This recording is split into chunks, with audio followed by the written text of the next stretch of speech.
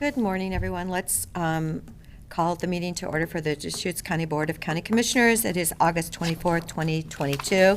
And let's start by joining us in the Pledge of Allegiance. I pledge allegiance to the flag of the United States of America and to the republic for which it stands, one nation, under God, indivisible, with liberty and justice for all. Thank you very much. We do have one request to speak under citizen input. Rondo, would you like to join us? Good morning, commissioners, and all those who are listening. The world is watching. Yes, I feel the eye. Yes. I'm Rondo. I'm a longtime resident of Bend and this county, and something has crossed my path recently, and I think that the county should consider this subject. The U.S. Department of Energy has created a program for cities. I understand specifically cities, but I think the county can take a strong look at this and consider it as well. It's the Home Energy Score Program. HESP is the acronym. And what it's going to do is, for a very small charge to the industry, which can easily be recouped, of course, consumers will be told how much it costs to heat a home that they're considering buying. I know this is not always a popular subject amongst the real estate industry and some others, but I feel that this is a necessary, and quite frankly, the City of Bend is considering making this part of City of Bend law, a requirement, for environmental reasons, which I fully appreciate, and quite frankly, I do think the appeal is at the consumer level, though, and I think the real estate industry and this county commission is going to realize soon that this is overwhelmingly a popular idea. So thank you for your consideration, and thanks for being out there and putting in those job applications, and we will consider your vote. Thank you. Okay. Vote for you, whoever might be running for re-election. Mm-hmm. Thank you, Rondo. Thank you for those comments. Is there anyone else? Stephanie, is there anyone on Zoom that's has a raised hand? No. Okay. So, Madam Chair, one note, Chad Stubblefield, presentation for Rivers Vector Control District, is still not confident that he has a link to this meeting. If Angie's listening upstairs, she can mention it to Megan, and Megan can try to communicate with her again. So I talked to her about a half hour ago, Megan, saying that she did send an email with a link, but he just called me saying he didn't know that he had it still. Okay. All right. So, Megan. Here you go. Megan, please send a link to Andy. Chad. Oh, excuse me, Chad Stubblefield. Yes. All right. All right, that's in a few minutes, so we'll hopefully have that happen. Let's go ahead to our consent agenda. And item number 4, Freyer Road, has been pulled. Apparently, it will come back to us at a later moment. I'd like to also, I'm not sure if I need to pull it, but I'd like to, under item number 1, discuss the possibility of using a couple of the parcels that are on the potential auction list for a range of potential shelter or transitional housing type facilities. Okay. I know we can talk about it during executive session, but Right. I wanted to flag that during the public meeting for Okay. people. For So we interest. pull it to executive then. Would that not be correct, Dave? You can do that, yes. Okay, pull it for executive. All right. And that will follow this meeting. Okay, is there another motion then? Or did you make the motion then for the other 2 items? I didn't make a motion. Go ahead. No. I'll move approval of consent agenda items for item 2 and 3 of today's consent agenda. Second. Any further discussion? Commissioner DeBonne? Yes. Commissioner Chang? Yes. And the chair votes yes for items 2 and 3. We're pulling 1 to executive. So, all right. So then we come to item number 5, the Emergency Management Performance Grant. Do we have someone joining us for that? There he is. Good morning, Nathan. Did your wife have a nice birthday? She did. Thank you. Good. I don't know, you weren't on a fire that day, were you? Nope. No, okay, Took the good. day off. So it was great. Thank you. Good morning, Commissioners. Nathan Garrity, Sergeant with the Sheriff's Office and Emergency Manager, here to present our annual request to apply for the Emergency Management Performance Grant. This is a grant of approximately $112,000. That's based on the initial OEM estimate that they send out. That could change. It could go up. Possibly a little bit based on number of applicants for the grant. But usually it's pretty close to about that amount. And that pays for a good portion of the emergency management program here in Deschutes County, primarily personnel costs. So the ask is that we can submit that application by September 4th and accept the grant award if and when awarded. Great, thank you. And this is a matching grant too? Any money spent is matched? Yes, I apologize for that. This is a 50% match. So the county has historically, we budget for approximately $110,000 or so a year in revenue from this grant. And then we budget the rest, which we meet our match requirements or obligations for this. Great. Can you unpack that a little bit more for us, Nathan? But where exactly is the match coming from? The match comes from Sheriff's Office funds, District 1, which is countywide services. So it comes from our budget at the Sheriff's Office. Got it. Thank you. One of the things I wanted to ask about is whether as costs go up, personnel costs and other things go up, whether this grant program is keeping up. Is it still covering half the cost of the program, or is it more flat? No, the grant has remained fairly flat. That is a function of the number of entities and organizations pulling from the grant. So each year, the state of Oregon gets obligated a certain amount of funds. I believe that has gone up, but the state of Oregon takes a significant amount of EMPG funds to support the now Department of Emergency Management, as well as all of the 36 counties are eligible to apply.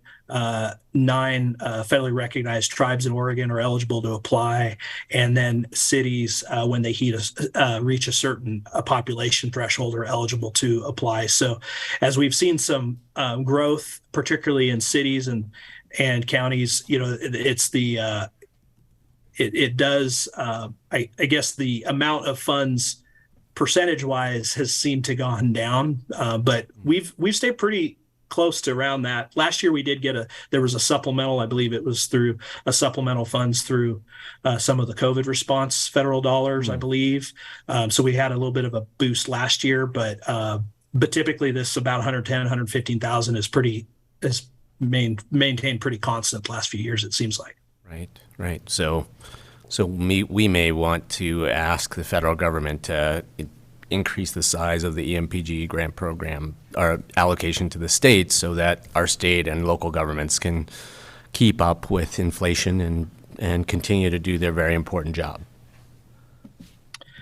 Yeah, I think that's certainly a consideration, and we obviously look for opportunities to be as economic as possible and efficient as possible, but also to share resources across jurisdictions to help one another out, because we recognize that the funds aren't keeping up with a lot of the expectations. Yeah. No, that there's the list of potential sources of emergencies just keeps growing, and and the dollars should keep up with it. Thanks for that background. Yeah, you bet. And with that, I move to authorize the Deschutes County Sheriff's Office to submit on an emergency management performance grant application to support Deschutes County's comprehensive emergency management program. And I will second it. Any further discussion?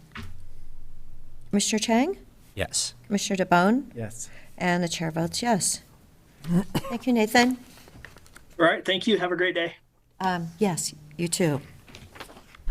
Okay, item number 6. I believe. Is Shannon, please join us, Shannon. Thank you so much for coming in person. Yeah, thank you. Thanks for having me this morning. Well, good morning, Commissioners. I am here today, first of all, Shannon Brister-Rogest, Program Manager with Comprehensive Care for Youth and Families at Deschutes County. Here today for consideration of the board and chair signature on an amendment, 2022-679, that basically extends funding that we received last year for Gen PMTO and carries that over. It extends our current contract that ended in June of 2022 and extends us through 2024. So it's additional $143,000. That funding is used to train, will be used to train 5 additional clinicians in Gen PMTO, which is a Fidelity program, parent management training of Oregon program that works specifically with parents of children who are 6 through 17 who are experiencing mild to moderate behavioral needs. This training, like I said, is a Fidelity program. It takes about 18 months for a clinician to go through the training, and so funds offset the staff costs as well as pays the trainers. So it's a pass-through. We receive the money and then we pass that back through to the trainers. Last year, our first segment of this, we had 5 clinicians go through. 4 of them are actively trained. 1 moved to another county. We saw 53 clients and provided 210 sessions to families. Out of that last cohort, we also have a certified Gen PMTO coach that lays the infrastructure to train our new staff that are coming through. So the request today is just to extend this. It basically doubles the money and allows us to provide this service to our community for 2 additional years, and to train, we have targeted 5 additional staff to train. Shannon, can you give a little bit of a sense of where these five staff that'll be trained, which divisions or programs they'll be located in? They all report to me, so they're all mine. Okay. We do have 1 staff member, the one that left the agency. They actually still function under this contract. They're in I believe they're on the coast, Coos County, but all the rest belong to me and function out of intensive use services. So referrals come through, just like any referral. We have an assessment. We look at how we can best support the youth or family. Services are rendered in-home, by telehealth, or in a clinic setting, so it's pretty flexible. And it kind of mirrors PCIT if you're familiar with parent-child interactive therapy. There's some similarities. The basic difference here is that this is parent training, so it focuses on supporting the parent. And with, that this is a relatively limited number of people who are being trained in something, so it's probably a lot harder to measure the impact of the training than it is to measure the impact of certain grants with certain programs. But do you have I'm always asking about, performance evaluation and metrics. Yeah. Like, can you give us a sense of how the last round of training was successful or is having an impact? Yeah, I could give you kind of a global, the state of Washington did a study on this. And so looking at theirs, one of the things I'll back up and say is that coming in, there are assessments that are done. There is an ECBE, an IBERG, child behavioral inventory, and then a strengths and difficulty questionnaire. So we do them pre and then we do them post. So that's how this data is collected. Mm-hmm. That conglomerate of data, the state of Washington took, and one of the things that they noted is that on average, that there's a cost savings of about $1,200 per child if we go in and we do this intervention early, and about $36,000 over the course of the life of that individual. Wow. So they're looking at early intervention, being able to train parents, change the environment, offer positive parenting, and then be able to demonstrate that over the lifetime. So we track those same measures. Those are reported quarterly.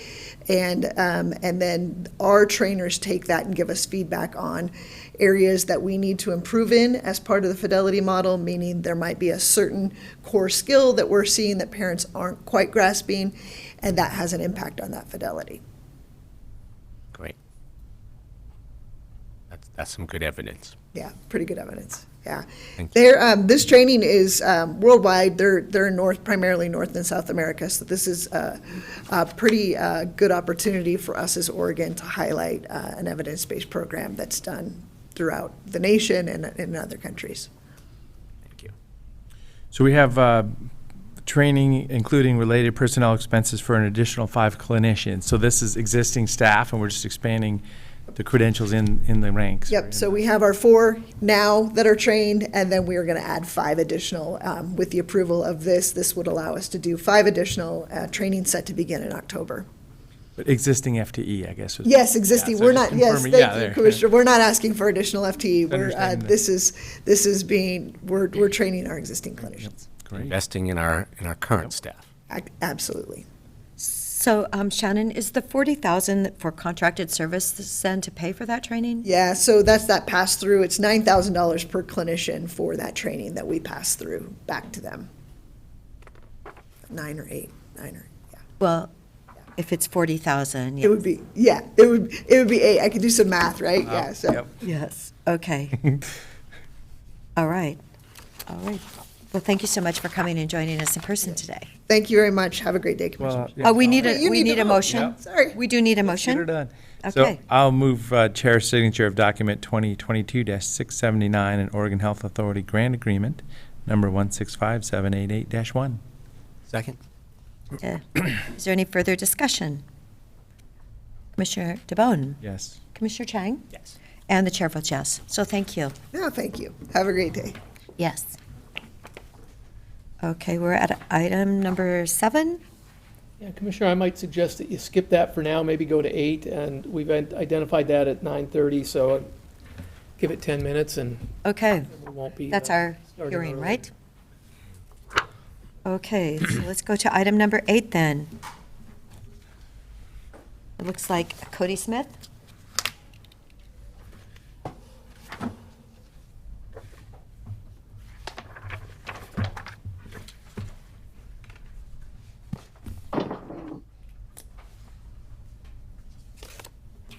Good morning, Cody. Good morning. Thank you for joining us.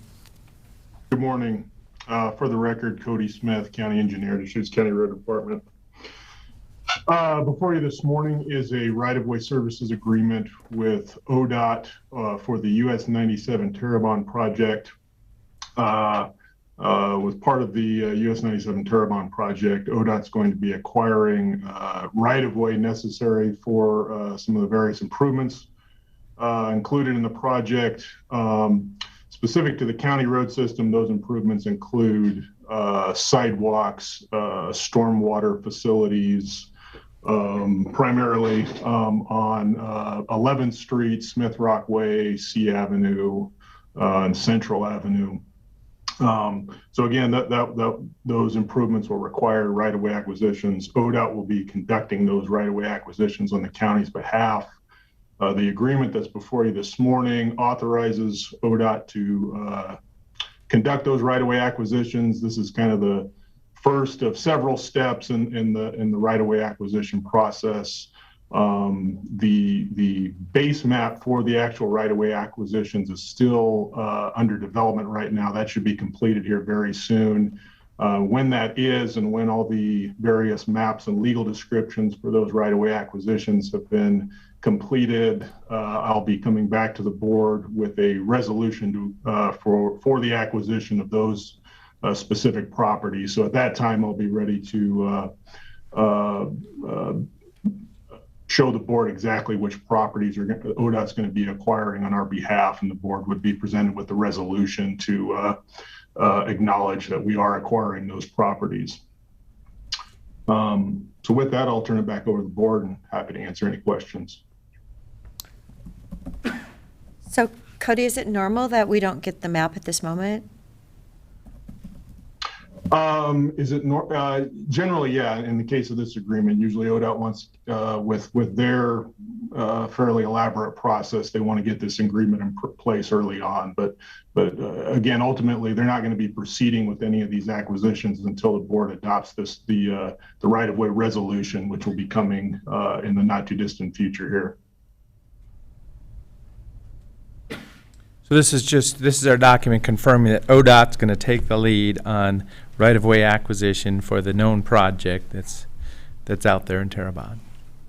That's correct. This agreement's not necessarily identifying the individual properties that they'll be acquiring on our behalf. It's acknowledging that they're authorized to conduct these acquisitions on our behalf. They can't do that without the board's adoption of the resolution to acquire ultimately under state law. So that will come next. Cody, you mentioned, sidewalks, stormwater infrastructure, some of the pieces that might go into these acquired right-of-ways. I mean, do you have a sense of kind of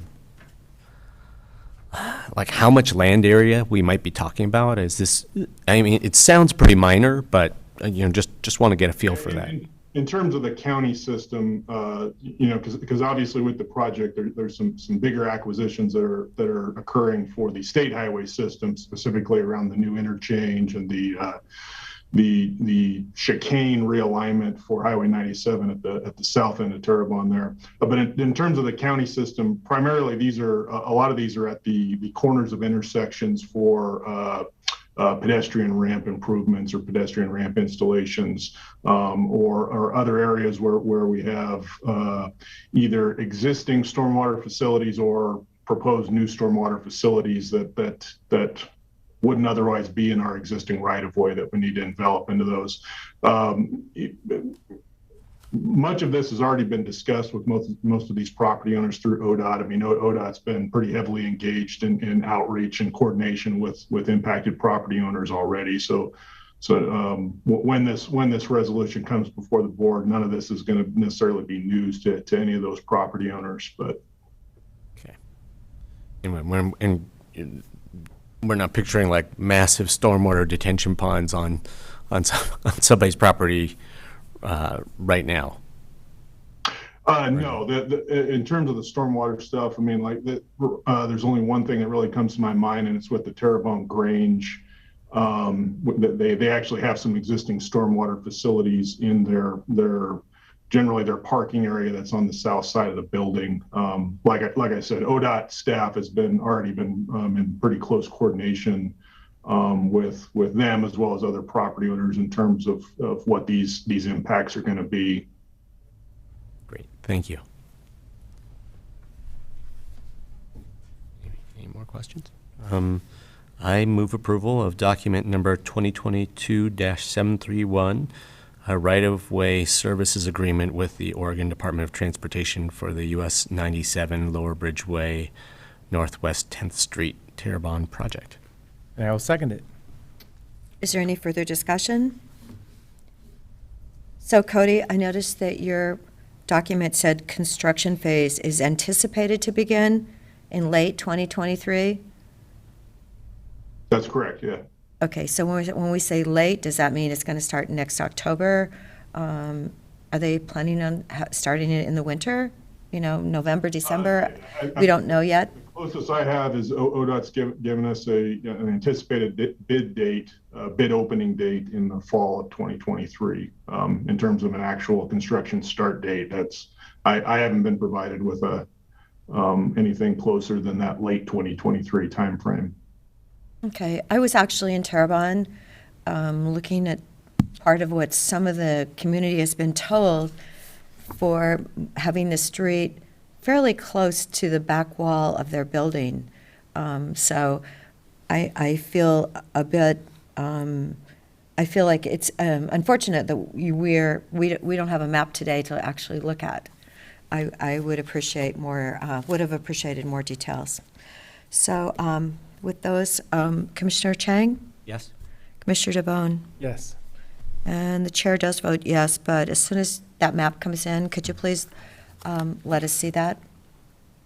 Yeah, I mean, and certainly the board, I guess just to elaborate on that, I mean, the board's been provided with maps and figures of the, the current preliminary design for the project. But yeah, in terms of the actual right-of-way base map, unfortunately, I just don't have that. I haven't been provided that by ODOT or the consultant design team yet. So when I have that, I'll be back to the board with that resolution to discuss that in more detail.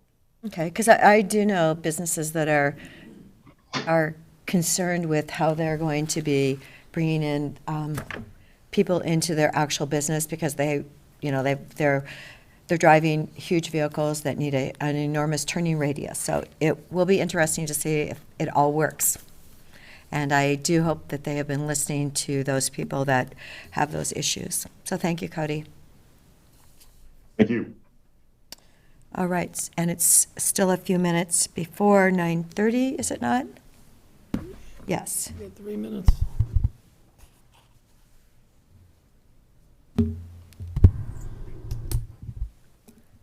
So should we wait for a few minutes then, because it does say 9:30? At this point, I think I'd wait the 2 more minutes. It's, Couple moments. Yeah, I'm not sure if Whitney's able to come down. We have a number of other items, and a couple of them may be pretty quick, but I know she's Okay. also engaged in other activities. So if she makes it, great, and if not, then maybe we just take a 3-minute. 3-minute break, okay. Or 2, maybe it's 2 now. It's 2. Yeah, Chad Stubblefield from the Vector Control District confirmed that he is online now. Okay. They had to send it to a new email address. That's right, Yeah. different one. Yeah, I sent Megan a couple texts. I said, it sounds like, I get the right address. So this is good. Thank you, Megan. Thank you, Whitney, for doing that. And Whitney is on her way. Okay, good.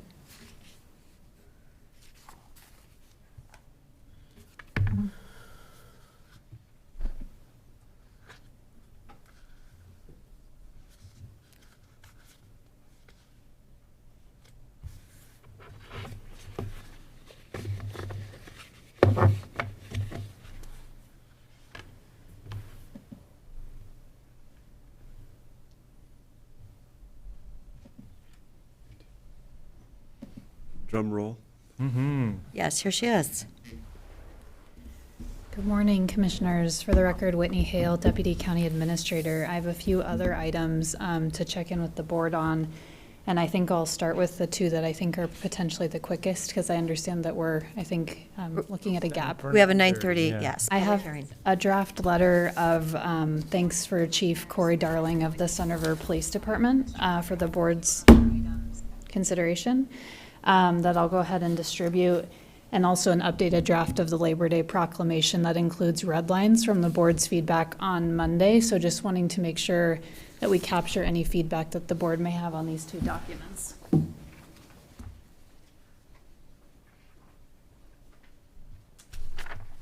Thank you. Great, thanks.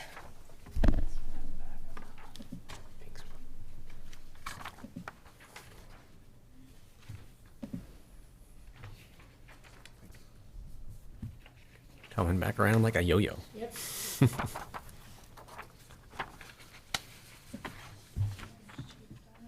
Oh, thank you so much.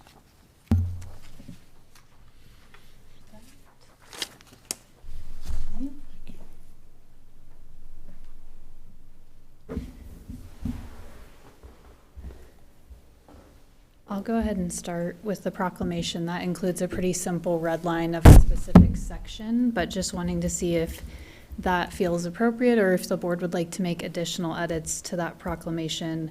I think staff's goal was to get that submitted for the agenda of next Wednesday's board meeting. No, that looks fine, what you did. Thank you.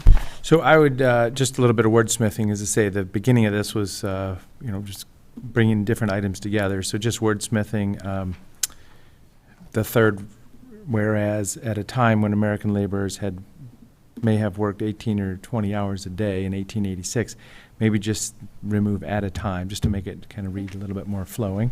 Okay. And then also the whereas for the U.S. Department of Labor's official statement, just getting rid of the here's the, because that was, as I say, I was just cut and paste and putting pieces together. So Okay. we can just state, this is the U.S. Department of Labor's official tribute to U.S. workers. Okay. And then, we're referring to Oregon State apprentice programs are an effective means of providing training. So that's kind of the statement in support. And of the construction trades is what I'm referring to, yep. So that'll be good. And then, there'll be other comments around this, so this will be a real nice document to be able to put out. Looks good to me. Okay, great. We'll get that finalized and submitted for next Wednesday's agenda. And then the draft letter for Chief Darling, any thoughts or feedback on that draft? Thank you so much for that letter. Oh, definitely. Yeah, I think Short and sweet. that's exactly the concept. Okay, great. We'll get We hope that. he'll read every word, Yeah. I'm sure he will. In his retirement. and it's meant sincerely, because he has been such an asset for our community. Yep. Thanking him. Okay, we'll get that letter finalized and upstairs for signature. Thank you so much. Thank you. Thank you. Couple All items right. done. So, 9:32, we can start now. Yes.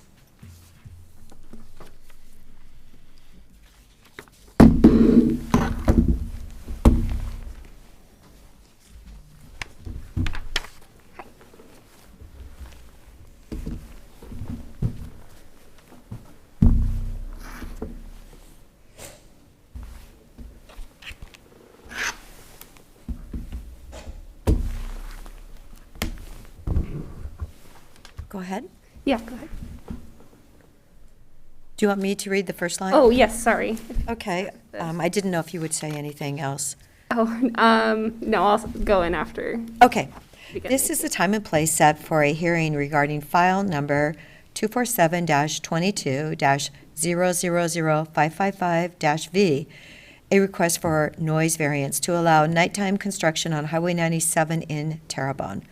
Staff will outline the hearing procedures that will be followed.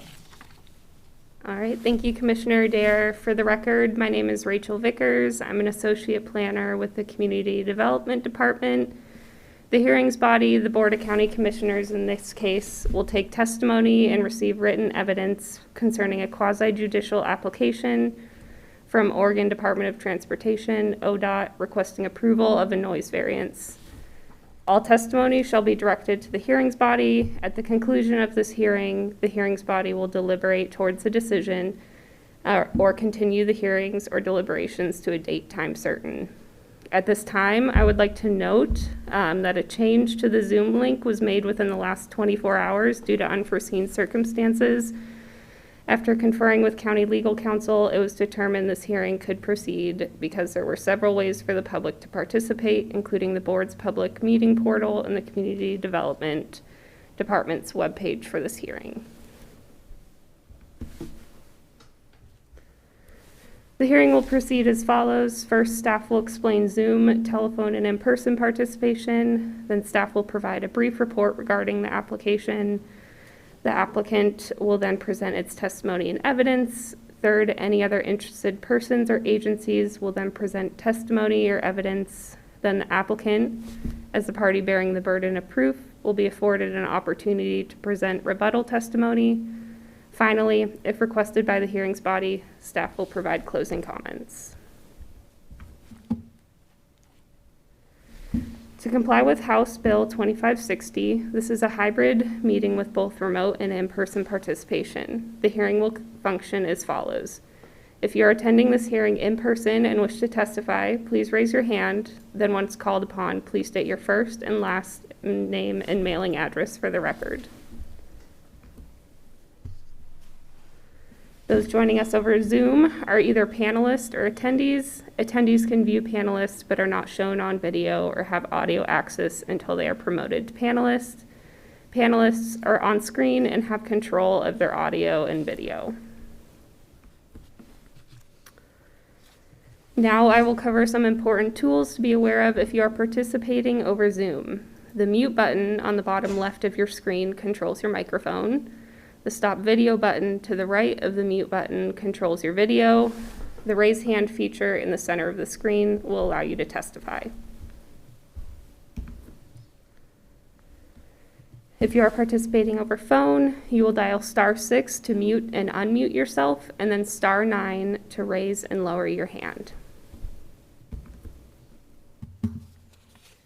When we are ready for remote testimony, you can raise your hand using the raised hand button over Zoom or by pressing *9 if by phone. Once we are ready for testimony, you will be elevated from attendee status to panelist, and your audio will automatically be unmuted. You will then provide your testimony, and once complete, you will return to attendee status and your audio will be muted. The next person wishing to testify will be selected, and the process will repeat itself until all those participating by computer have testified. I do want to note, should the county's internet connection be interrupted, we will attempt to get back online as soon as possible. If this happens, please give us a couple minutes to reactivate the public hearing before you attempt to link or call back in. If your own connection gets interrupted, please attempt to join back using the same link or phone number you used initially. It is our responsibility as staff and the chair to conduct an orderly hearing. Any testimony or behavior which is inappropriate will be addressed and may result in that member of the public being removed from the hearing. In addition to oral testimony, if anyone has written testimony to submit, please hand to staff. If you're in person, please submit your written testimony to staff prior to beginning your testimony. If you are participating remotely, you can submit your written testimony via email. My email address is on the screen. Please keep in mind that if your submittal is more than 20 pages in length, includes color figures, or includes documents which should be printed larger than 8.5 by 11 inch size, then you'll need to submit the testimony both electronically and as a hard copy. At this time, I'm going to ask if there are any objections to the format of this hearing. If yes, please raise your hand if you're in person, or use the raise hand function if you're attending remotely. I don't see any, Rachel. Any Stephanie online? No. Okay, thank you. Yeah. Seeing none, I'll move on. A full written version of the hearing procedures is available at the table at the side of the room. Commissioner Dare, I will now return to script and note that the commissioners must disclose any ex parte contacts, prior hearing observations, biases, or conflicts of interest. Okay, I did want to bring up something. This does not have legal counsel initials on it? We have reviewed it. And signed it. Okay, I just noticed that, so, okay, thank you. Yeah. Thank you.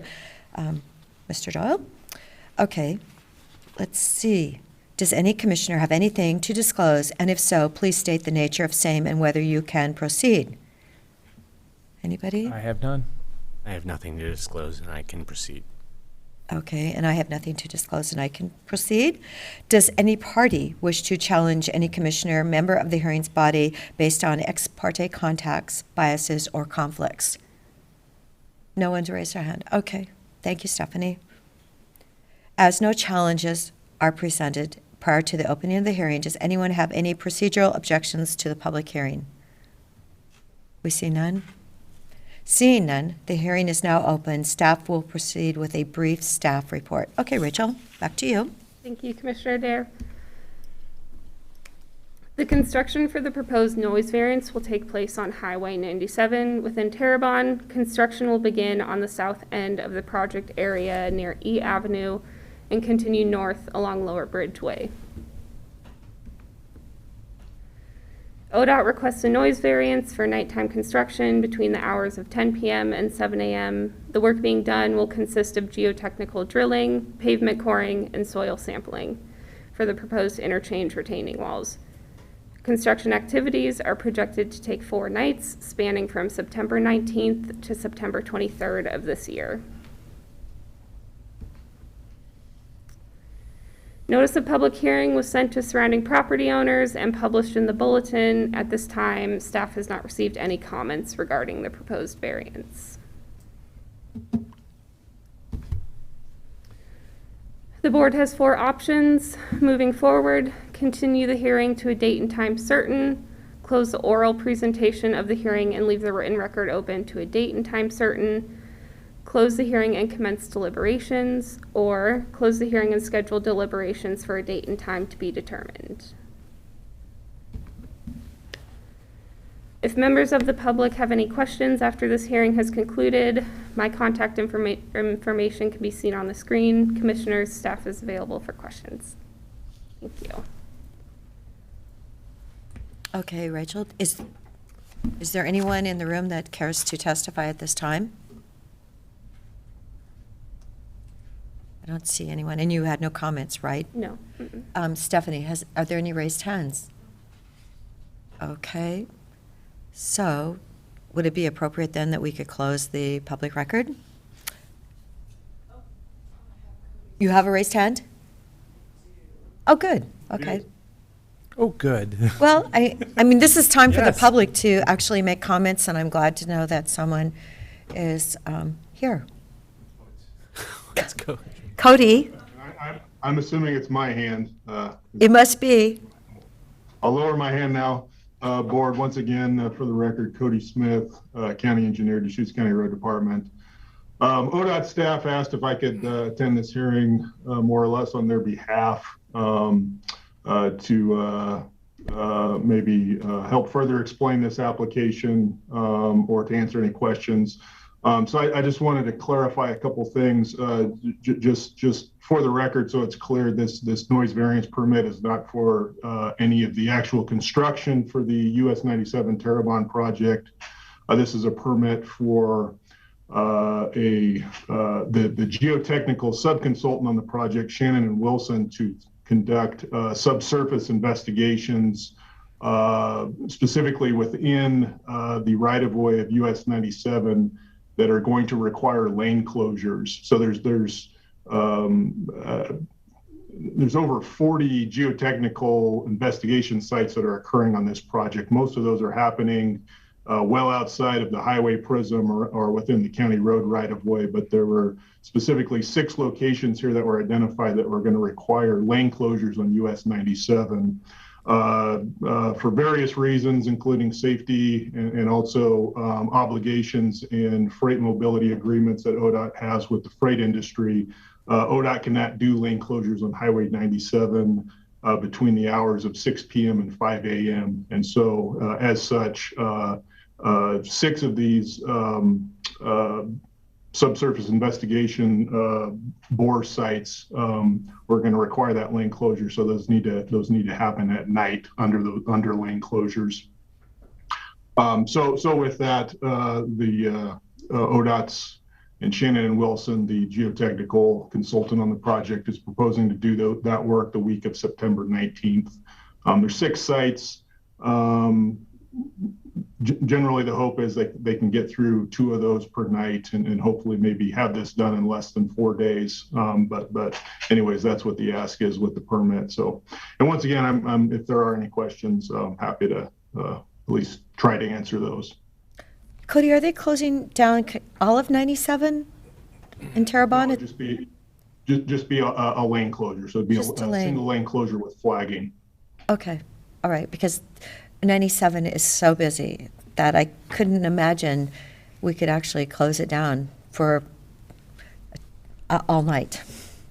No, this certainly not a full closure, just a single lane closure with flagging to direct traffic in a single lane either direction.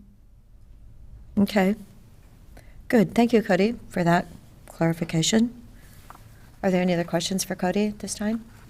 I guess one other question I have. So, surrounding landowners got notification about this hearing. If the noise variance is approved, will they get another notification at some point, just telling them, it's going to be noisy on these dates again, or do we just hope that when they got the earlier notification that they wrote it down on their calendar? The notice of public hearing did include the dates that the Right. construction will happen, so I don't believe more notice will be sent out. And I may be mistaken, I haven't looked at the noise permit, but I think the language of the noise permit itself requires notification like 2 weeks prior to initiating construction. Okay. So I think the language of the permit itself requires ODOT to provide that notice prior to initiating the nighttime work. Do you mind identifying yourself? Anthony Regini, Principal Planner, thank you, Commissioner Dare. Anthony Regini. Well, I knew who you were, but I just wanted it for the record. Thank you, You Anthony. said 2 weeks prior to construction, but this is, if I was tracking Cody correctly, this is not a construction project. They're just When I say doing a lot of construction, digging it's and the- testing. It's the drilling. Okay. So when I say construction, I mean the geotechnical drilling. So ODOT will tell them again in 2 weeks beforehand. I believe that's in the language of the permit. Actually, the permit language says that the 15 days prior to commencing any activities, the owners shall notify property owners who testified at the public hearing. And so since nobody's testified, they don't. Oh, have to it's limited to notify. the people who testified? Thank you, Yeah, Dave. they don't have to notify anybody. Here we go. Well, hopefully when they got the notice of this hearing, they put it on their calendar. We do also have a website up that has the dates that was included on the hearing. That will be available. Thank you. I'll just add to this real quick, and I can't speak on ODOT's behalf if they intended to send notice out to those adjacent landowners, independent of any requirement in the permit. But I do know for certain they are going to be at least a week in advance having message boards on the highway notifying the traveling public of the anticipated lane closures in advance of those. So. Okay. Are there any other questions then for Cody at this time? None? Okay. So I believe we can close then the written, or the oral portion, and I believe we can close the written too at this time. Is that an issue? Is that agreed upon with everyone here? I support that. Okay, and we should probably commence then with our deliberations at this time, so that people will know that if we do agree, what is the 19th to the 23rd is the September, the dates that this action will take place. So, yeah, I'll acknowledge that, yeah, this is deliberations on this subject, and I do support, this is the notification to the community. The process is happening now. This is notification by mail has gone out. Subsurface investigation, we think of core drilling, and I don't think it's, hopefully not a hammer drill. Well, I guess it does say auto hammer drill. But, notifications out there, these are, holes in the roadway, and sounds like ODOT's got a plan for notifying the driving public also, so I'm supportive. Okay. Thank you, Commissioner DeBonne. Mr. Chang? I'm supportive as well. All right, and so am I. Then could we have a motion? With that, I'll move approval of document number 2022-690, the noise variance permit for this operation. Second. Okay. Thank you so much. Any further discussion? Commissioner DeBonne? Yes. Commissioner Chang? Yes. And the chair votes yes. Here we go. So thank you, Rachel. Yeah, thank you, commissioners.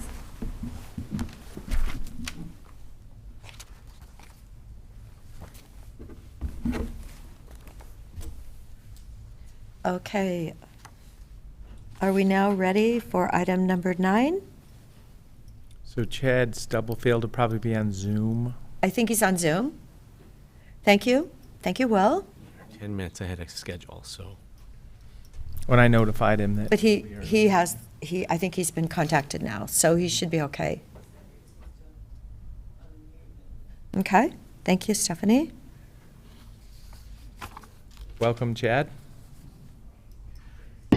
Hi, guys. On my screen, it shows my Google picture. Is it showing you a live picture of us? We see a little picture, a Google of you Yeah, just. and your somebody Google else. picture. Yeah. I'm new to Zoom. I don't know why it's doing that. I want to be able to, you guys to be able to see me. Let me look right here. Start video. There we go. There we go. Oh, perfect. Great. We did it. Yay. All right. Well, hello to everybody, and thank you for this opportunity. So we submit a pesticide use plan to the Oregon Health Authority and to the Oregon Department of Fish and Wildlife, and then that will be the same document that we submit to you. We require annual approval from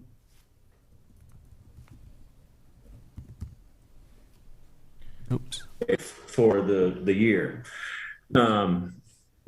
So we're not required approval from you guys, but we are required to submit it to you and to have an annual meeting, or whether that be on the phone or Zoom during one of your meetings like this.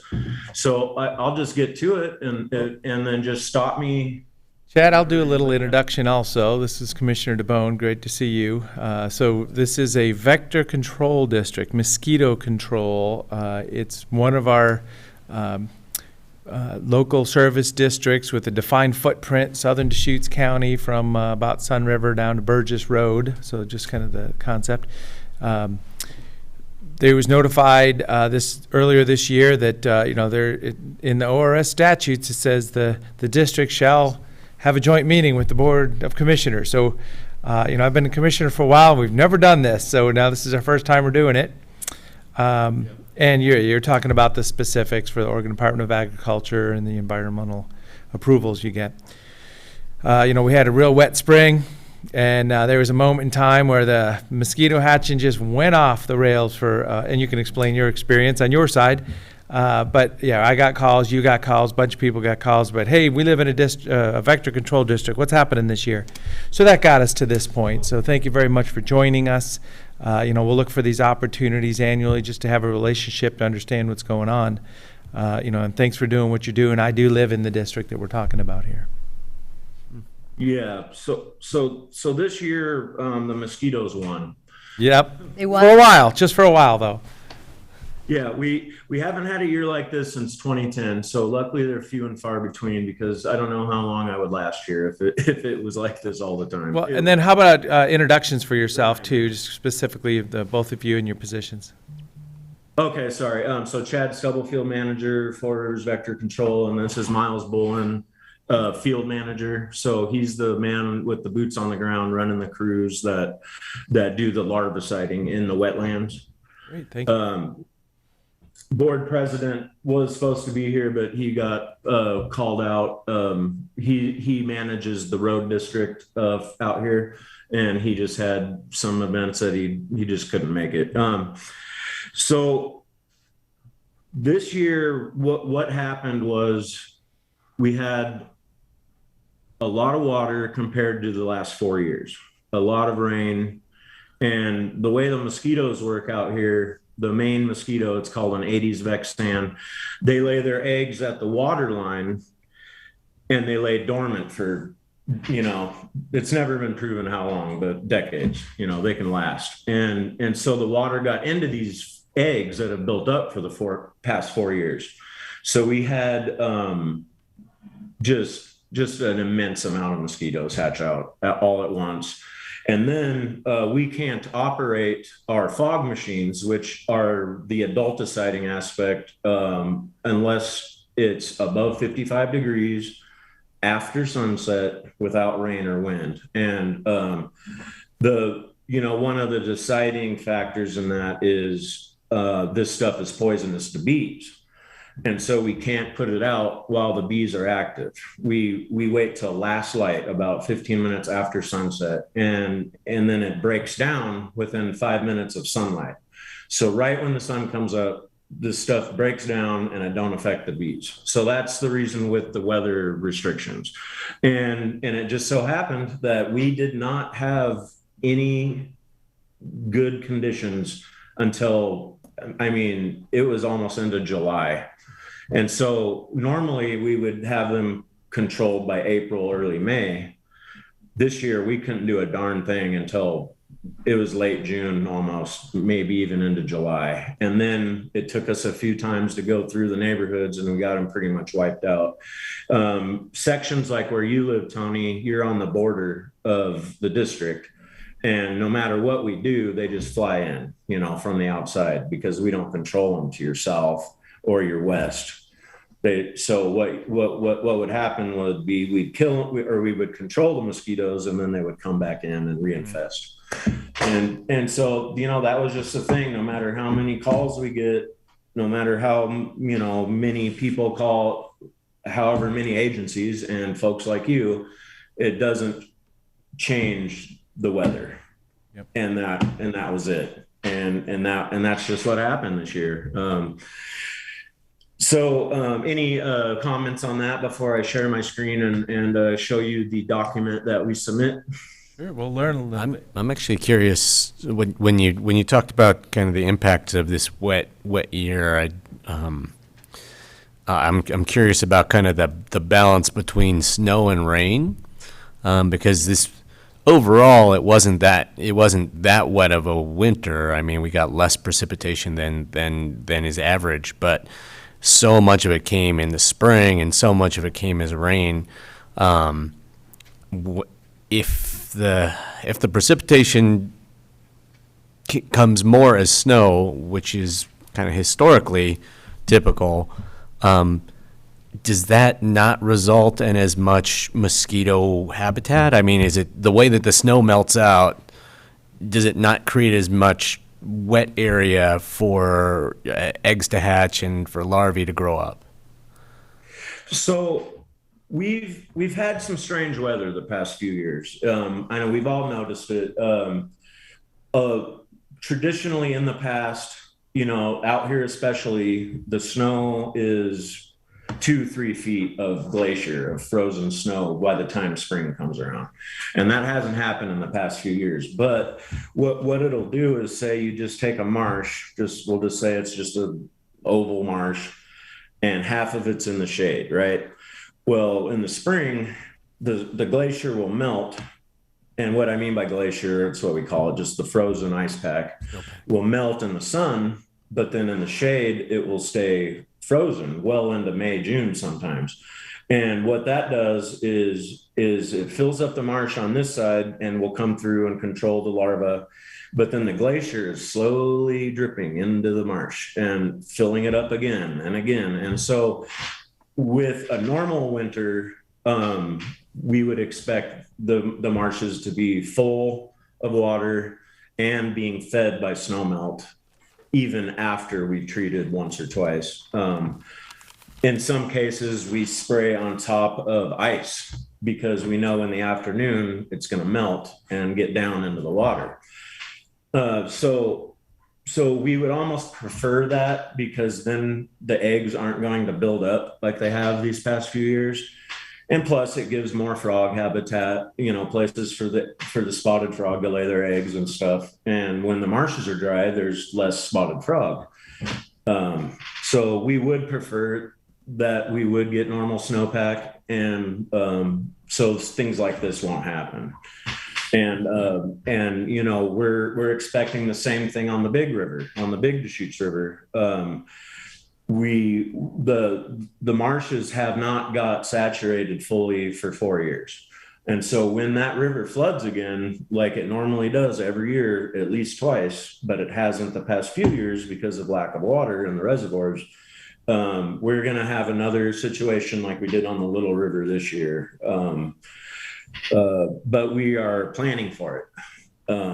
Definitely. We're starting our drone program. And so I've got a picture of it just while I'm talking about it. Right. Oh no, sorry. It's on the images here. So what do I do? I go to screen share. Yes. And then there we go, and share. All right, so that's our new drone, and it's kind of hard to see the size of it, but that's about a 6-foot circumference there. Right now it's got a tank on it for for spreading granules. And so these hard to get places, and in the case that we would normally use a helicopter at around $15,000 to $20,000 a day, we're going to be able to get a lot of that done with the drone, and hopefully even save a lot of money. So we got to go to flight school. It starts here in September 15th for this specific drone because it's so complicated. And we'll be wrapping that up in October and starting to use that next year. And it's going to revolutionize the district. We're going to be able to get to because right now we do it on foot, and there's some places you just can't get on foot. And our swath is 60 feet, so 30 feet off one side. In a lot of places, we're not even able to control the mosquitoes. But now we're going to get full control. And yeah, so So that's the drone there. And anything else before I move on to the document? So just acknowledging, did you have your hand raised? So, yeah, this isn't a public hearing on any matter. This is a presentation to the board, and I want to communicate with you. I was just acknowledging that I was just understanding what you were saying there, No, so. I was trying to figure out, Yep. yes. I believe it is the board chair's discretion to Right. allow people to speak. Did you have a question for the program? Oh, Yeah. you'd have to come up and identify yourself and fill out a blue form after you So- do it. Well, and let's acknowledge, so this is a presentation to the Board of Commissioners, very public setting, and there's a board associated with the Vector Control District. So, as I say, I want to communicate with you, just acknowledging how we're, if we have a question to you directly today, this may start a conversation, which, is not a bad thing, but I'm just acknowledging that there is a board associated with the Vector Control District also. Yes, we have a board of trustees, and they are actually appointed by you guys. If you've ever seen those documents come across your table, and you've probably spoken about us at your meetings when a board member's term comes up. Yeah. Yeah, and we do. Yeah, and we do that regularly. Chad, I do have a question about West Nile. Yes. Have we seen West Nile this year? Not in this county, and not much around the state as well. I don't know the exact figures. There is a website that I can go to, but during my discussions with all the other managers, no one's talking about West Nile. But normally the West Nile is Eastern Oregon and Southeast Washington, and then into Idaho is the hot spots. And the reason being is that the mosquito that is the main mosquito out here is a very bad transmitter of West Nile. It's very rare for this type of mosquito to transmit West Nile. We do get these West Nile carriers and transmitters in the flood irrigated areas of Redmond and East Bend. They grow there very, very well. The last West Nile was about 4 years ago by Eagle Crest and it was found in horses that have not traveled out of the area. So it is possible, but it's very rare out here. I think the one before that was 2006, and it was a red tailhawk at High Desert Museum. There was a person that got it that lives in Bend 3 years ago, but he had just got back from Mexico. So we're not calling that a local transmission. Okay, but the good news is no West Nile in Deschutes County this year, Nope. to date. Okay, Good news. good news. Thank you so much. So I support hearing from. And I was also going to say, I was going to ask Chad if he could tell us a little bit more about the frequency and kind of posting of your board meetings in case other people want to engage with your board. Okay, so the board meetings are posted in the bulletin, and the frequency. So this year we've had 3 so far. We don't have to have them monthly because we only operate 7 months out of the year. So I think we're required to have 4 a year. I'd have to talk to council about that, but I can send you guys a notice as well, because everyone doesn't read the bulletin every day and look at the public notices. So if you'd like, I could definitely include you in the emails when I'm reminding everybody about the board meeting. Do you have a webpage or something like that where Yes, I do. 4 Rivers Vector Control District.com. And the board meetings are posted there as well? Yeah. Okay. If you would want to come up and ask your question, now would be fine. I believe Chad would be probably willing to answer it. And then if you just fill out a blue form for our record afterwards, do you mind? Yes. Hello, Danta Smith from 3 Rivers Mosquito and Vector Control. Hello. Hello. So my question is, larviciding isn't weather dependent, so why wasn't the larviciding done in spring? Larviciding was completely done to our fullest ability all spring. Okay. So my company received over 500 calls within a week because Yep. Four Rivers wasn't answering their phones. And they wouldn't return calls and people couldn't leave messages because the voicemail was full. Yeah, that's And I'll just acknowledge real quick, I mean, I was in that same cycle with you and everybody, so we were getting calls from all kinds of directions. I had neighbors contacting me real quick, and I was in that same spot. We have horses in a barn and the backyard, so we were all in that spot. So now you're asking kind of a technical question to them about their application history this spring, I guess is what. Because we were getting complaints that Yeah. they weren't larviciding and were not out because they were saving up for the drone. And you represent a company that does this for, do you do And I the work in the city? city of Lapine Yep, and the city. for private company or private individuals in Lapine, which we had took on 100 extra clients up in that district because no one was meeting their needs. Well, and thank you very much for getting engaged. This is exactly how we got here today. Let's make sure we're communicating. As I say, there was a window of time this year that was just unique, different than years past. So thank you for joining us today, and then. You could, if you wanted to submit written testimony too, that would be fine. Thank you so much. Thank you for joining us. And I would definitely encourage you to engage with the board of the Vector Control District, because they're the ones who have, immediate oversight over the operations. So, Yeah, so just to comment on that, saving up for the drone has been paid for over a year.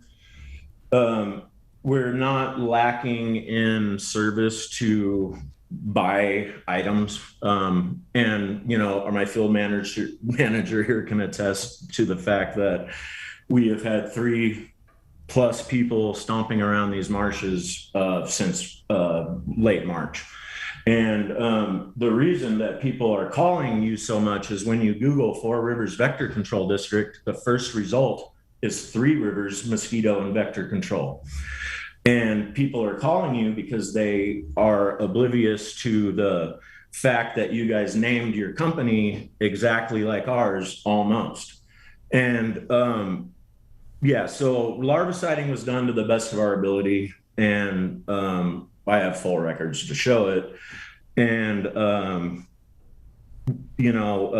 I did Google Four Rivers the other day, and we are now the first result. So maybe Ed, who is the owner of the company that she's from, maybe Ed changed the keywords on the website that he has. But whatever the keywords were, when people would look for us, you would come up first. And then about the not answering the phone, we don't have the resources to talk to 100 people a day.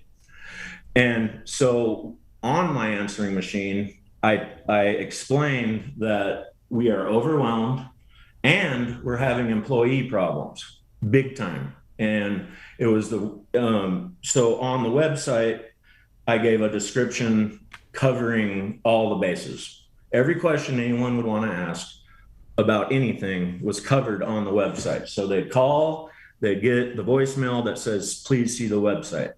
And that's the thing, is we're not a phone answering district. We're out trying to control mosquitoes. And when you have 45 missed calls in one day, there's no calling 45 people back. And so we just handled it to the best of our ability. We don't have an office staff, So that's my explanation. thank you. Thank you very much. Yes, thank you, Chad. Yep. So then you were providing kind of the official paperwork that, was it Department of Agriculture or something? I mean, who do you register with specifically? So Department of Ag does our licensing. And they work with pesticide investigations and pesticide infractions. The pesticide investigator comes out with us every year, and he actually trains the new pesticide investigators with us. They come out on the boat, and we got a real good relationship with them. And as far as annual approval, that's the Oregon Department of Fish and Wildlife, and then also the Oregon Health Authority.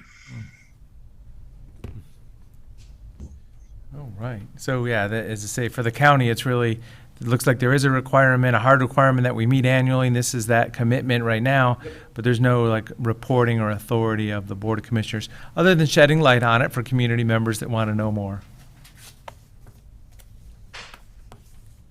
So Chad, you said that this is the first time you've made this presentation to the board?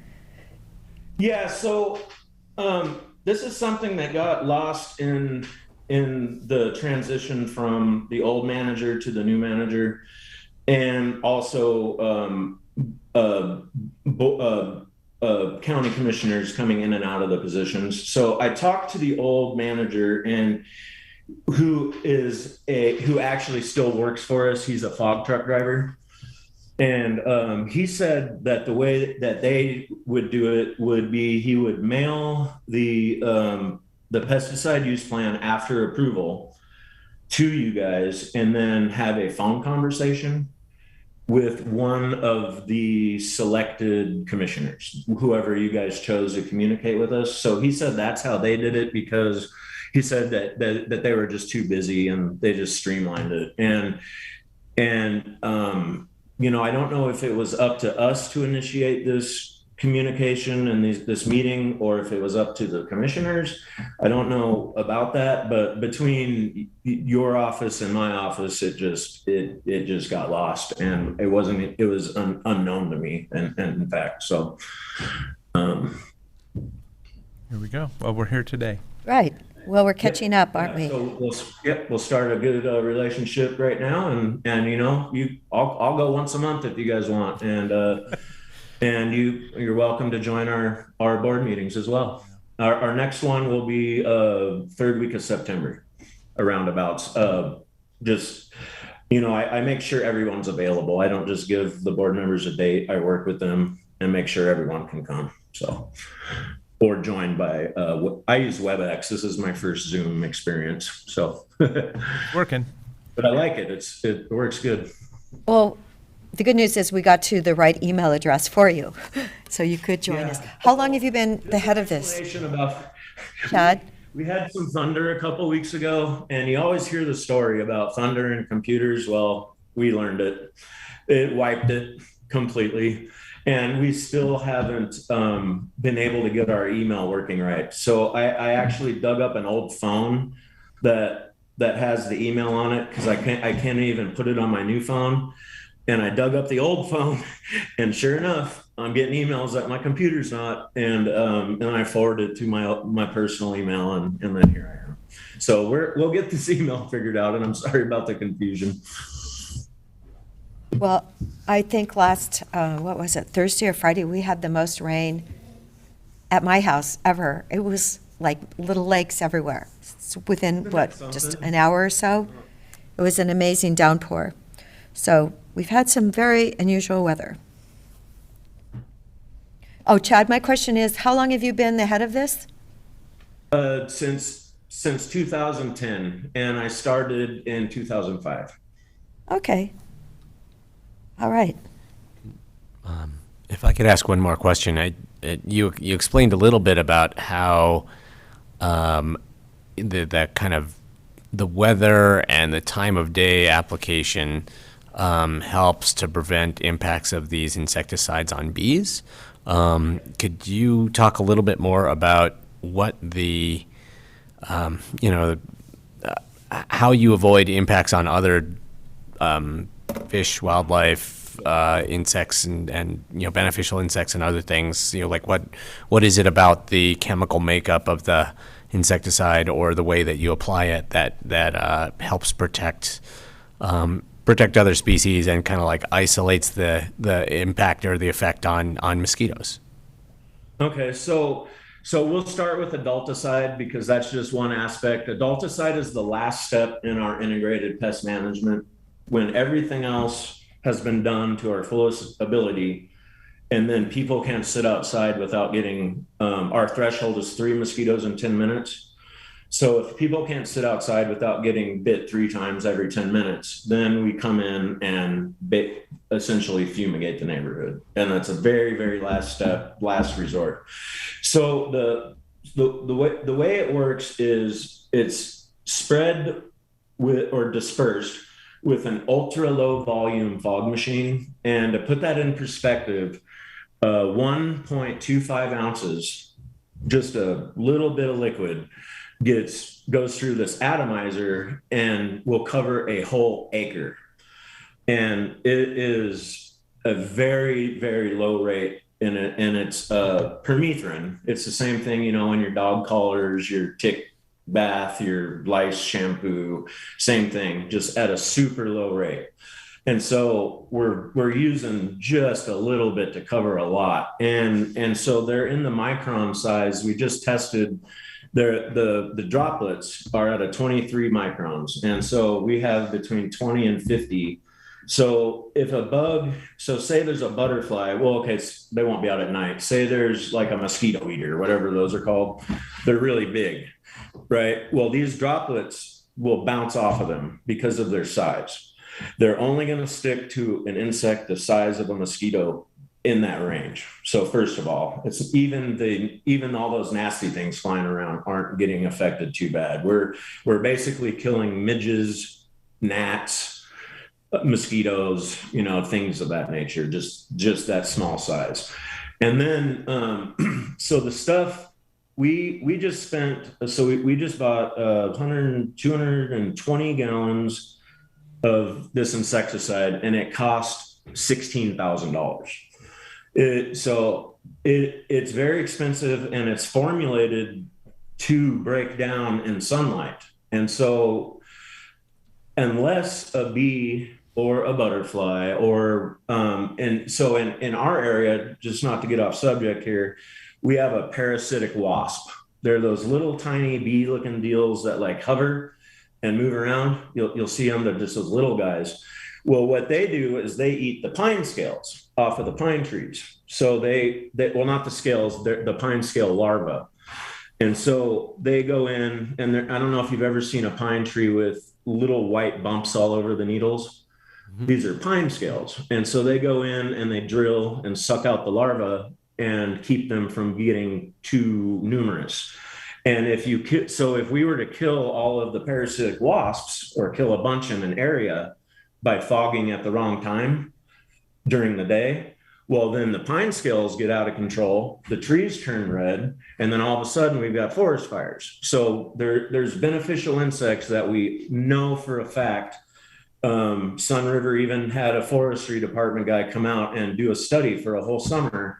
And despite all of our efforts and all of our fogging, the pine scales were numerous in his report. A numerous abundance was his words. And so we are absolutely not killing beneficial insects. And so and then it breaks down within 5 minutes of sunrise. So that's the way we do it. And like I said, it's the last step. We don't want to do it. We try our hardest to get them all in the water. So speaking about killing them or controlling them in the water, we use a biological larvicide. It's a green product. It's a bacteria called BTI. So it's actually a crystal protein produced by a bacteria.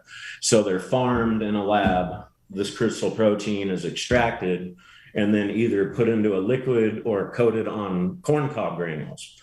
And so what that does is it only controls mosquito larvae and midge larvae. Everything else. So the next day you'll come and you'll see the larvae floating, dead.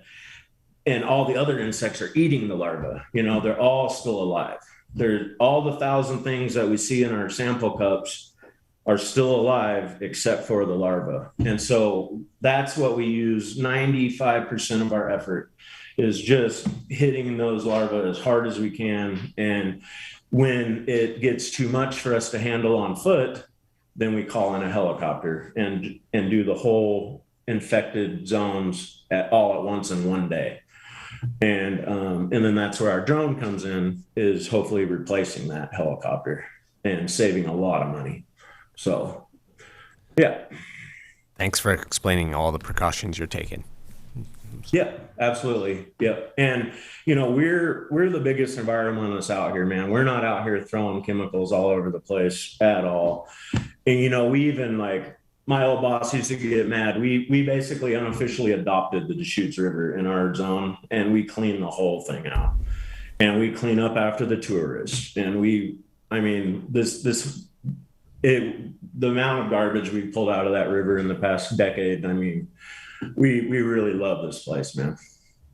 So Thank you for that work. yeah, thank you. Well, thanks for joining us today. It's great to have a relationship. Yeah, we spoke many times on the phone this spring, and as I say, there's other areas just outside this footprint even people call, and they want that service. So it's a valuable service in the area. In fact, it reminds me, the history of these rural recreational lots. It is such that people used to come here, and I'm referring to the 50s, 60s, and 70s. They'd get to their 1 acre in this rural area. They'd open the door and they'd just get about carried away by the mosquitoes. So, I mean, this is just a natural confluence of many water systems, high groundwater, wetland areas, and mosquitoes are naturally there. So we're counteracting that natural mosquito population. Yeah, I lived here in the 80s as a child and before mosquito control. And it's funny, like how much things have changed. Everybody had screened porches. Mm-hmm. There was no going outside in the spring around here. The only thing that could keep you safe from the mosquitoes was when it got too cold. And then you could go outside. It was an absolute disaster. And now it's 1% of that level. Not even. I mean, yeah. So thank you for acknowledging that. And we're losing more people as days go on that remember back in the day. And I'm afraid my public has gotten a little spoiled and they got a little taste of what it could be this year. And it wasn't good. Well, and how fast the system responds too with wet spring like that. Well, Say that again. Sorry. to bring up the other side of the story, I was in DC a couple years ago, and I was eating outside, and over on another table was this green and orange spray bottle. What was that? That's called Off or something, to keep the mosquitoes from eating you alive, and they do there. So that's part of the dinner presentation when you eat outside. So thank goodness you've made a difference here. Yeah. Well, thank you guys for acknowledging that. Thank you so much. Yes, 12 years, all in, 40 minutes? Something like that? There we go. Yes. All right, so we will hope to see you again next year. Yeah, and I emailed the documents over, an annual report and the pesticide use plan for you folks. Okay, thank you. Thanks for joining us. And thank you, Miles. Thank you for the job that you do. Oh, you're welcome. It's appreciated. All right, I believe we are now at other items.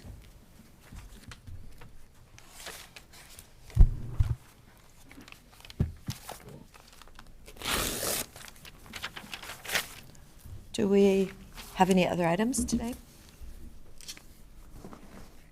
Yes, thank you, Whitney. Welcome, Commissioners. I just have one remaining other item, which I can also bring back next week if it's better for the board. County College starts next week, and the admin board kickoff presentation is Tuesday evening, and I have a draft presentation that I'm happy to share with the board now or on Monday if that's better. So whatever would work best for the board. Yeah, so I saw the email. I didn't review the document yet, but almost standard from. It's actually yeah. very close to last year's presentation, so I don't know that there's a ton of change. Would the board like to just check in on this on Monday? Okay. And what time is Tuesday evening then? We are scheduled for a 5:30 start. And we're going to be downstairs in DeArmond and Barnes and Sawyer. And I would just let the board know too, on kind of more the logistical side, we're still working, and this is pretty common. As we get closer to the start date, we have folks that have conflicts come up, and so we do have some open spots available in the class. We've done some social media outreach related to that, and the application is still open. So for anyone that may be watching, or if the board knows of folks that meant to get an application in and haven't, we do still have a few slots available and are just working to fill those as folks express interest. We had someone last night submit a new application. I think they likely saw the website content or the social media post. And so we're actively working to make sure we have a full roster for this year's class if we're able to.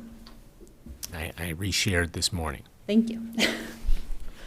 All right, well, I will come back Monday with this presentation and we can check in on any logistics. But in the meantime, if you have thoughts or feedback, feel free to send them to me electronically.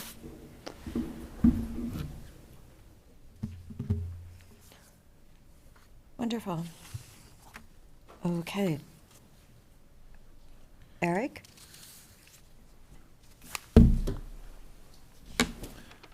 Good morning, Commissioners. Last week, the board received an email from a member of the China Hat Action Team asking about people who are houselessness, camping on U.S. Forest Service land.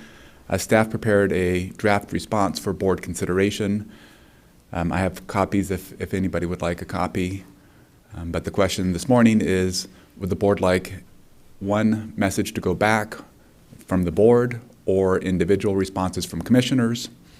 And if it's a board response, if there are any changes that the commissioners would like to see to the draft, we'd be happy to make those changes. And we did get a note from Commissioner Chang that one of the attachments has a list of projects that the county has supported. We'll check to see if there's additional projects from the ARP funds. Thank you. That was my primary concern, was just I didn't think it fully captured all of the efforts that we have invested in or are undertaking to try to address homelessness. Yes. In fact, I put together that list last December, so I'll go back and see what has changed since then. Thank you. Okay. So I'm supportive of, providing this as a response for the board proper, because then each one of us could communicate with whoever wants to, take it from there. 'Cause my point is, there possibly be a resident says, that's fine, but what about, the next thing? So that'll be a conversation that we can have individually if we want to get involved. And would that unified response go out from the board email address, or, okay? What's it go out from? I was offering to do it as one commissioner. We have set up the board email address so that we cannot reply on behalf of the full board in an email, but we would respond as individually. Eric would likely send the response from his personal account and indicate in the response that this is a response from the board, and Eric would just be simply sending it. Another option is I could turn the email into a memo, and if the board wants to sign it, that's another option. And then I would just send the signed memo as an attachment. I like that idea. A memo? Yeah. Yeah, I mean, it's a point in time. As I said, this is the package, this is the activities, these are the things we're doing. Because as I say, the response will be okay, and there'll be follow on from that. But this packages up a lot of good stuff right now. My only hesitation on that is when someone receives an email, they are much more likely to read the stuff that's directly in the message body than to open attachments. So that would be the one reason I can think of to go direct email as opposed to just a message with a couple of attachments that we want people to open. But I'm okay either way. What does it say? If we put it in a memo form, it's kind of like a point in time that, for the world, this is our current activity, efforts, investments. And I like that idea because, that's like the packages of this date. Because it's still a conversation in the community. Right. Okay. All right, I'll prepare it as a memo and have it upstairs for your Great. signature. Thank you so much. So other items for myself yesterday morning, I just made a commitment to kind of get to the department. So yesterday morning I was at the not landfill solid waste efforts at 6:30 a.m. So was a beautiful sunrise over the landfill yesterday morning. But it really was. It was just this big red ball coming up over the edge of the horizon.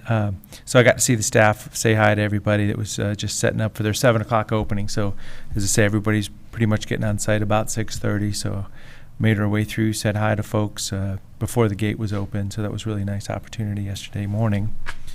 And then also Salem yesterday for the State Interoperability Executive Council. So remember, this is Association of Oregon Counties, AOC seat that I'm holding here, representing AOC. But Band 14 and FirstNet is the system that's being built by AT&T. A couple of the takeaways are this is a national system, a new frequency. When we say Band 14, that it's referring to a different frequency that cellular devices, it's still an LTE type cellular device like your cell phone, but it's a unique frequency for public safety.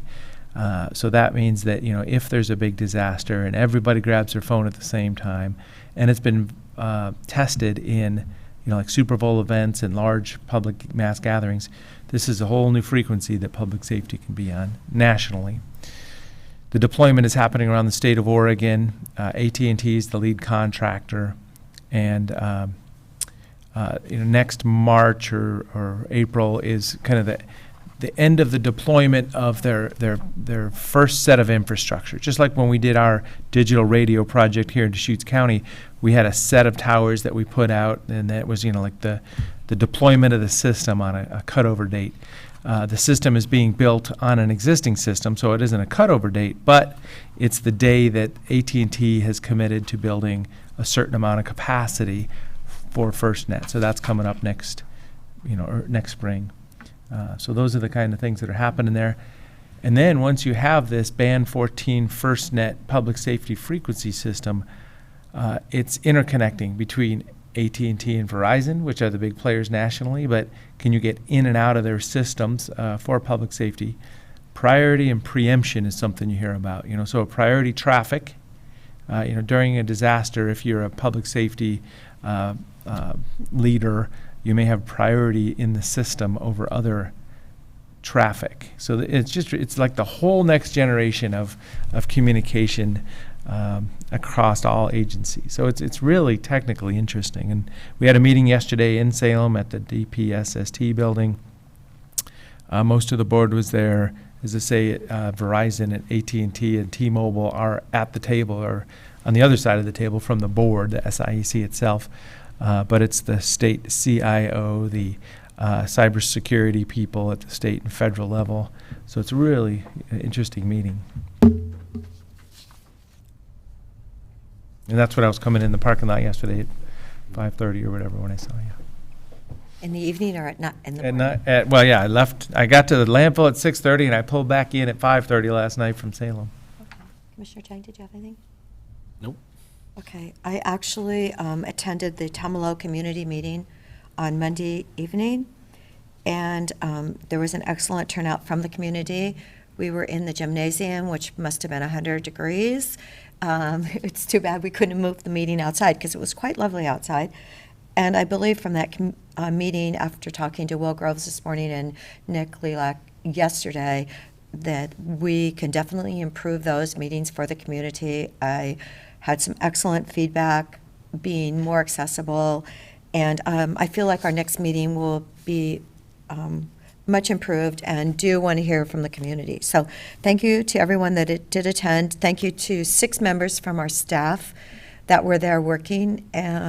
It's their dedication to projects in our county are always to be commended, and I really appreciated all 6 of those people that were working at the community school. So thank you. And then when we do have our AOC meeting in Pendleton, the nice news is there will be a lunch with the head of DASH as the guest speaker. So looking forward to re-engaging with Katie at that moment. So Department of Administrative Services, DAS. Yes, State. yes. Yes, she's going to be the guest speaker. It's called the Governor's Luncheon, but I don't believe the governor is going to be at it. But Katie Cobble will be there, so should be good. So So then can we now go to executive? Anything else from the team? No? All right, so Stephanie, can you transfer us over to